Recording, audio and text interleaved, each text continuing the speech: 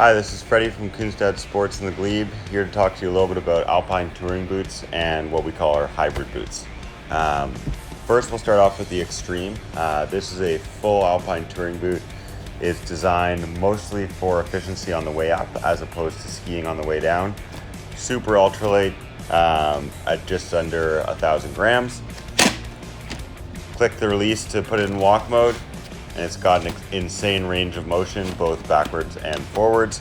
We're looking at a full touring sole, so this boot will only work in a low-tech or pin style binding. With no AFG, it's designed purely for grip in boot packing situations, but will not be as safe in an alpine binding on the way down. Moving on from that boot there, we have another touring boot from Fisher, the Transop series, basically kind of featuring some of the same features in terms of lightweight, efficiency, and a full touring sole.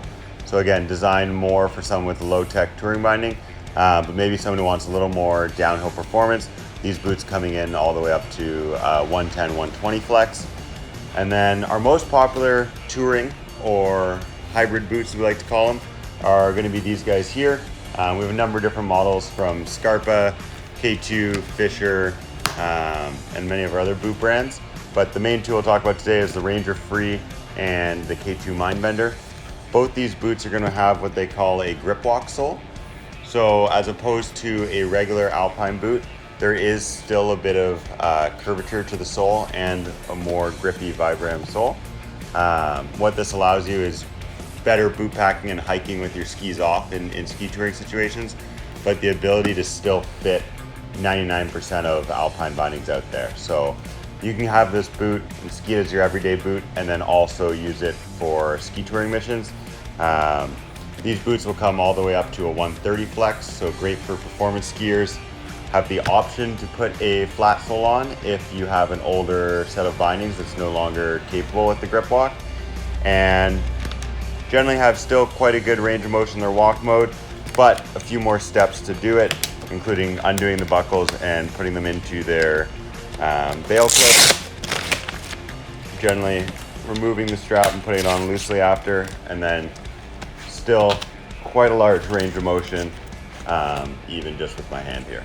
To summarize the differences between our two main categories of alpine touring boots, a full-on endurance touring boot and a more hybrid performance alpine touring boot. I've taken the liners out so we can show the range of motion differences and also talk a little more about the weight. Right here we have the Backland Ultimate, our lightest boot in stock, around 800 grams, incredibly mobile in terms of its range of motion while in walk mode, a very grippy sole, no AFD, and no specific norm for the boot sole, meaning that it's only designed to fit in what we call low-tech alpine touring bindings. So purely designed for efficiency on the way up, less so for performance on the way down.